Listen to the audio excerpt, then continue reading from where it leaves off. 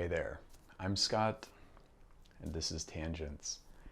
Well, it is the 13th of September 2022. It's fucking insane how fast time goes. I am recovering from my foot surgery. Today is Tuesday. I had it last Wednesday, so I'm almost a week out.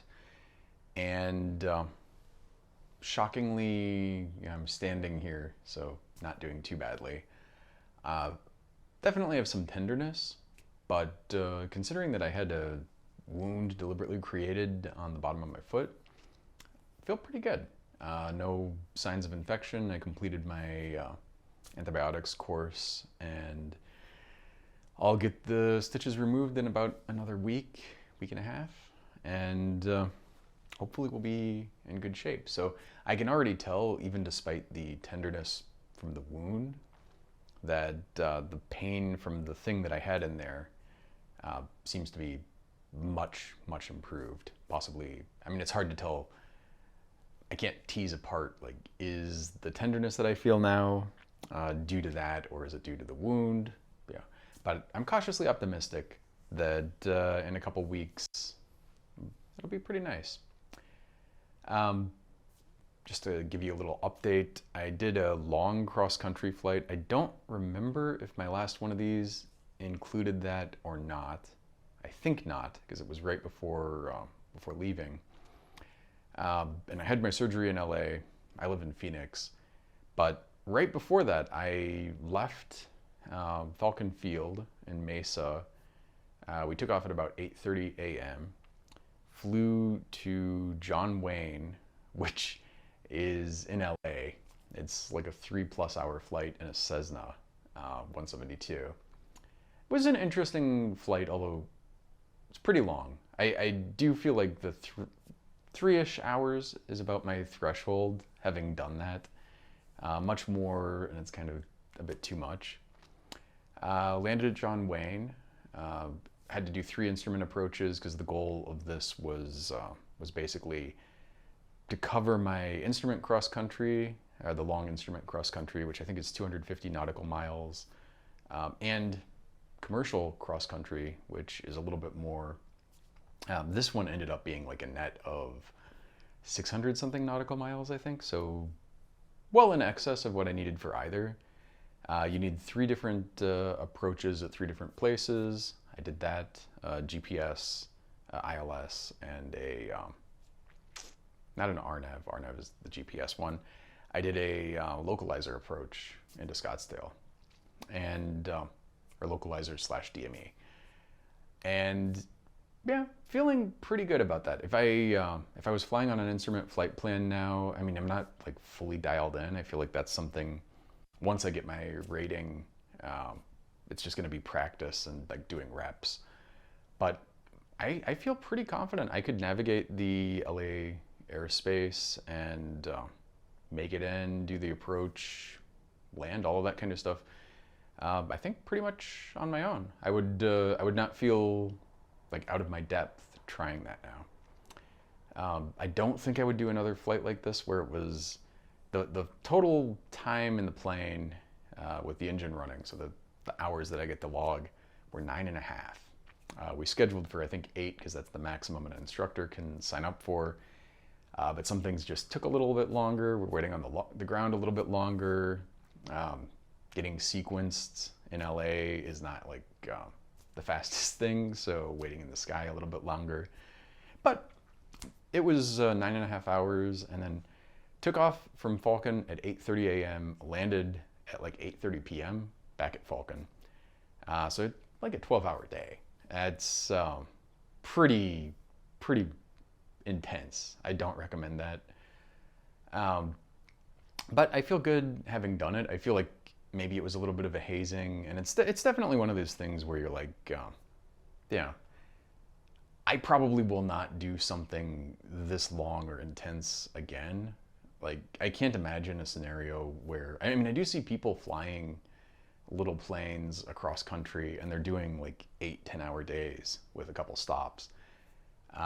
It just doesn't appeal to me. I would, if I was flying a Cirrus, first of all, I would fly a Cirrus, not a Cessna, or something else that's faster. The 172 is nice in some ways, but 3 hours to LA, it's half the time of driving, which is good. But it's also, it's like 2 hours in a Cirrus, you know, 2/3 of the time, it's a pretty significant difference.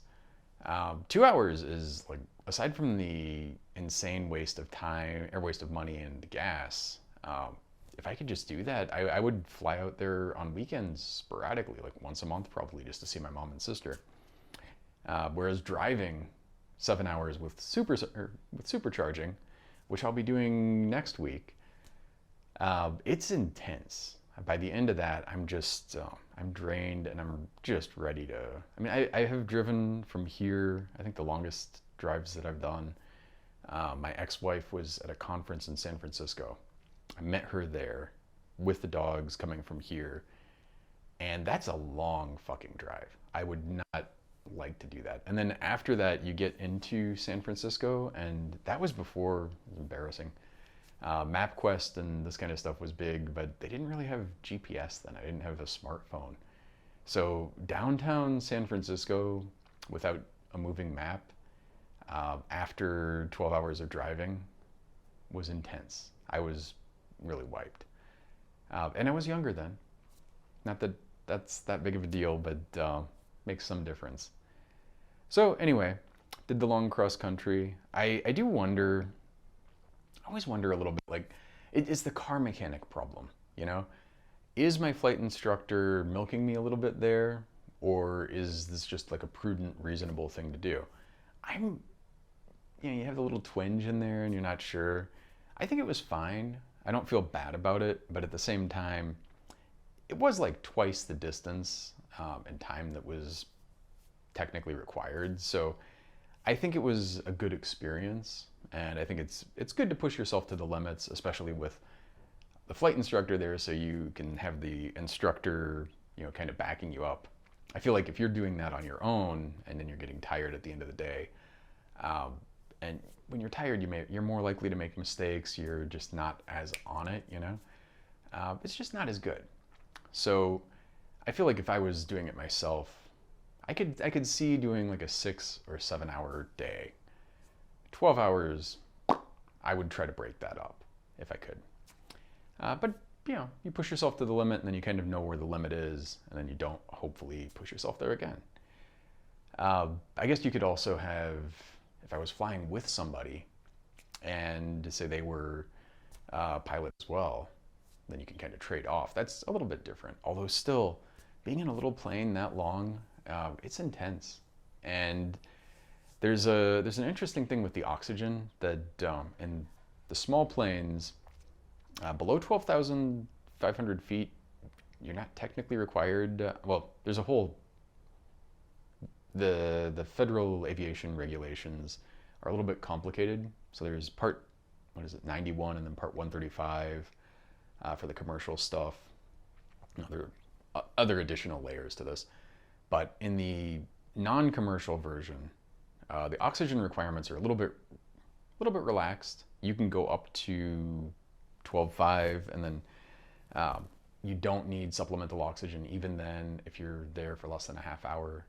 And then you kind of go up and step up to like 15, and there's a certain point where you do need it for any amount of time for the crew, and then there's a point where everybody on board has to have at least oxygen provided. They don't necessarily have to use it. When you're in commercial, the more stringent one, above 10,000 feet, you're supposed to have supplemental oxygen if you're not pressurized. And I gotta say, like, I checked my blood oxygen, and I was actually pretty good. It was in the high 90s for most of the flight. So the fact that we were at 1,200 feet didn't seem that big of a deal, but I don't know, given my druthers, it's just one of these things where I feel like, why not have like the little cannula if you're going to be up that high? And again, I think the Part 135 requirement is above 10,000 feet.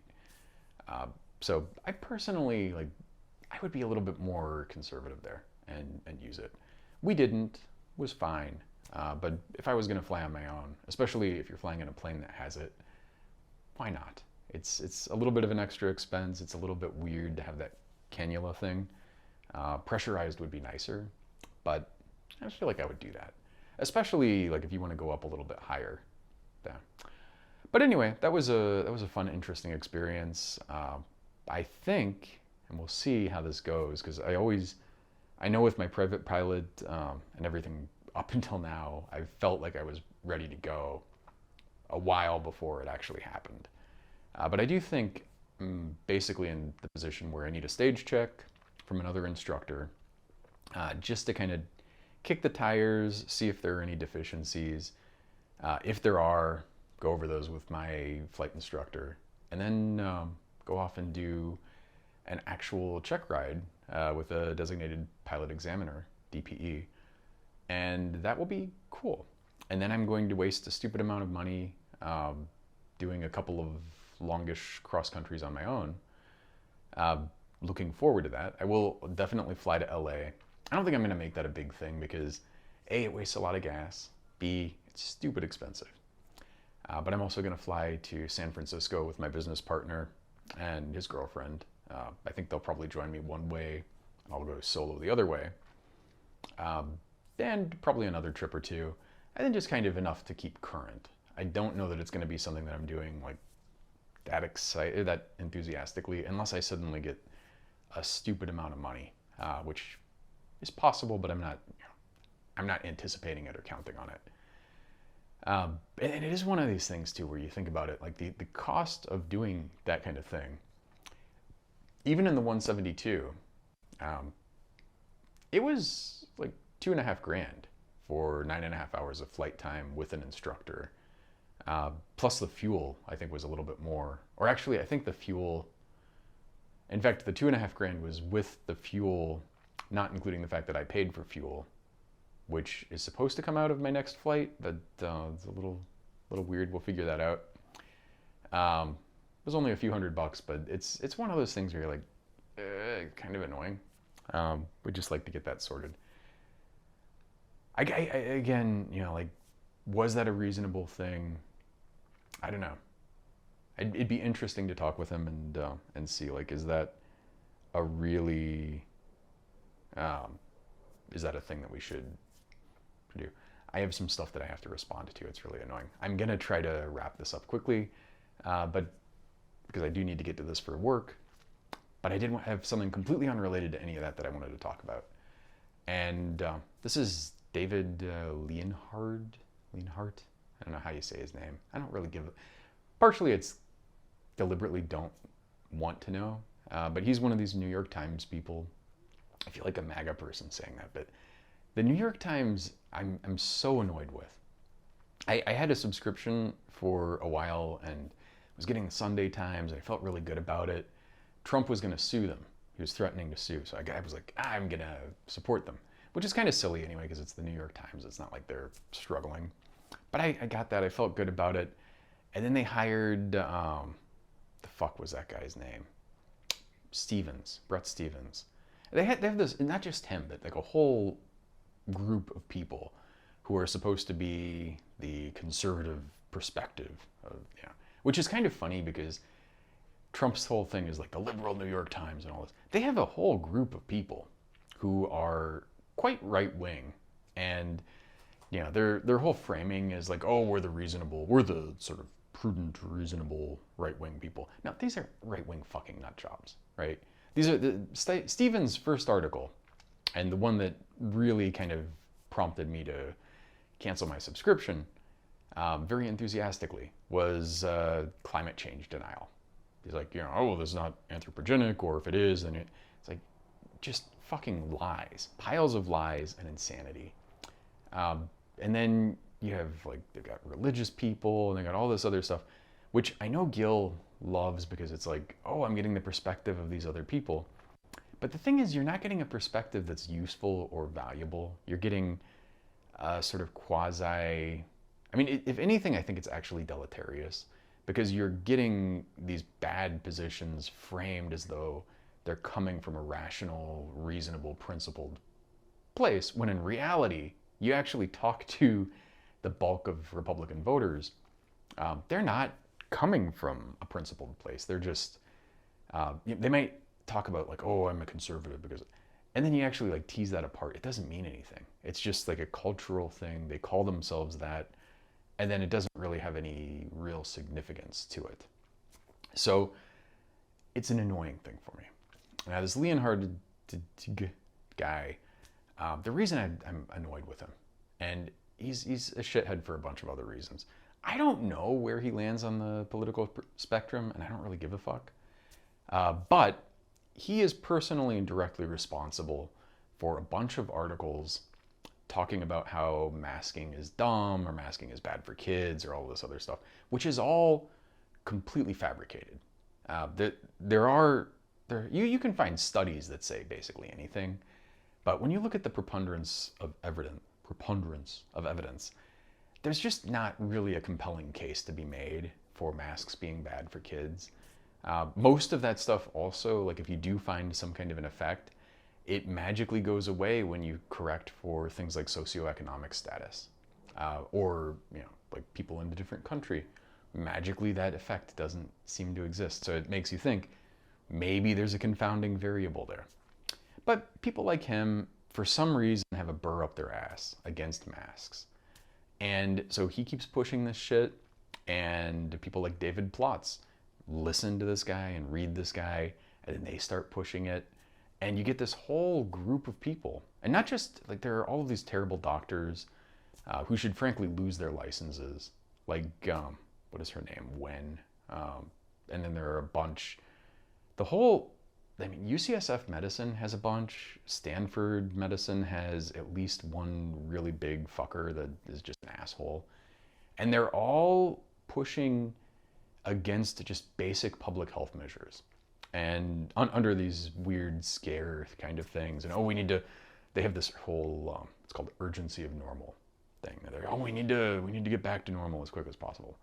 And then you get a lot of people also who are talking about like, the number of cases that there are at any given time are only so many, and they're, I've got a bunch of stuff coming up. I'm sorry. This is annoying because I really want to wrap this up. We only have so many cases, and then they break it down to a percentage, and it's only like a fraction of a percent or a percent of the people at a given time are sick, and it's like, yeah, kind of, but you're basically doing something that can easily be prevented. We could very easily have completely eliminated this. I mean, maybe there are some like sporadic outbreaks, but basically it would be totally down. And we could do this still today, but especially in the past. Just quarantine people who are sick until they're test negative. Anyone that they're exposed to, test, trace, isolate, do that kind of stuff. Vaccinate as many people as you can, and this would be gone. It'd be basically gone. And then we wouldn't have a 9/11 a week dying still today. Incidentally, it was just 9/11. So 3,000 people 20 something years ago, freak the fuck out, trillions of dollars, kill a bunch of civilians, versus now, it's like, that many people a week, easily preventable, versus, terrorism is part of the risk of having a free society. So you look at what the TSA and Homeland Security and all this stuff have done to our liberties, even just like pragmatically, having elderly people like taking off their shoes and stupid shit that's just pure security theater, all for something that you're really not able to prevent. Somebody who's dedicated and really wants to commit a terrorist act in a free society is going to be able to do it unless they have no rights at all. Like if you put people in little boxes and we have no freedom of movement or association or anything like that, then maybe you can stop it. But that's like the level of what it takes to do that. As long as you have liberties, that can happen. And to me, the fact that it happens so infrequently and so few people were killed so long ago by it, it really tells you people, generally speaking, are not like that. I mean, they're generally benign to benevolent. And because if they were malicious, it'd be so easy for so many people to do so much harm, and it just doesn't happen all the time. So you have that. But getting back to this, I used to call these people statistical mass murderers, but I've taken that aback, and I'm now just calling them mass murderers. This Leonhardt guy, Wen, Dr. Gandhi, all these other people. I'm getting so many fucking notifications. And they're all fucking mass murderers. And not just mass murderers. If you take the number of people who've been killed, well in excess of 1 million Americans, millions of people worldwide, and you calculate like how many of those could have been prevented with just basic fucking simple, easy public health measures. And then you start dividing it out by these people who have a big platform and have a lot of people listening to them. And then you start realizing, hey, you know, this person individually is probably responsible for thousands, tens of thousands. In the case of Leonhardt, at least tens of thousands of deaths. I think you can make a very easy case, tens to hundreds of thousands of deaths from that one dude alone. And then you start looking like, okay, well, how many people have the mass shooters in the entirety of history killed? And you start adding that stuff up and you're like, oh, this one fucking dude who gets to publish on the New York Times and gets, you know, not to be looked at as a murderer and gets to go about his life as though he's like a normal person and not a mass murderer on a grand scale, and mass maimer, by the way. This person has killed more people. He is directly responsible for more deaths and injuries than every fucking mass murderer, every shooter, I mean mass murderers as well, all combined in history. This is the level of harm that these people have done, and yet they can fucking kill tens of thousands of people, hundreds of thousands of people, and have no consequences at all. And I find this reprehensible. I find it disgusting and horrible. And I mean, the fact that this guy gets to publish from the New York Times and talk about this shit, it bothers me. The fact that these people get to be doctors and professors at Stanford and UCSF medicine and other places where they have prestige, and not like lose their license. And I'm an abolitionist, but these fucking people, as long as prisons exist and people are in prison for fucking marijuana and stuff like this, they should just be rotting in prison. They should be humiliated. If they go in public, people should be like just deriding them. It should just be like, it's insane that they get to go about their lives like normal people when they've killed thousands, tens of thousands of people. You know, 9/11's worth of people. 9/11 took a bunch of people working together in concert with a lot of planning over the course of years, and then they were able to do this. These people individually, with these big platforms and a bunch of stuff behind them, have killed many more people, and yet no consequences. And it fucking kills me. And it should not be this way. There should be a concept legally of statistical mass murder. And they are very much guilty of it. So anyway, with that, I do have a bunch of shit that I have to respond to. I'm sorry that I could go on for like hours on this, but I think you get the point. So with that, thank you very much. Fuck Leonhardt and all these other motherfuckers. They should be rotting in hell. If there was, it's one of the things, like I'm very glad not to be religious. Don't really envy religious people of anything.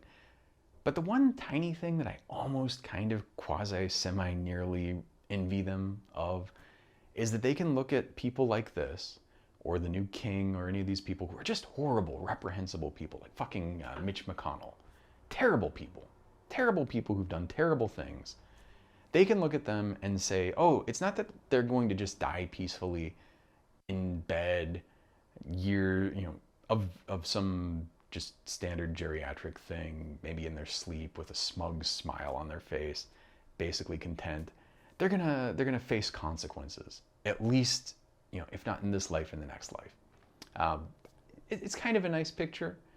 Given that that's real, or that's not real, it's a fairy tale, maybe it would be good for us to impose some kind of consequences while we have the chance.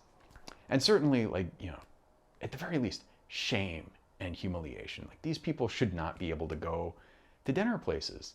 Like, imagine Jeffrey Dahmer is going out to dinner in New York, just going about his life, and people are like, "Oh, hey, Jeff, how's it going? What are you doing there?" You know, yucking it up with the guy. He's got prestige and, you know, a nice job at the New York Times. No, fuck that shit. Fuck that shit. Fuck these people. With that, thank you very much. Say Jen.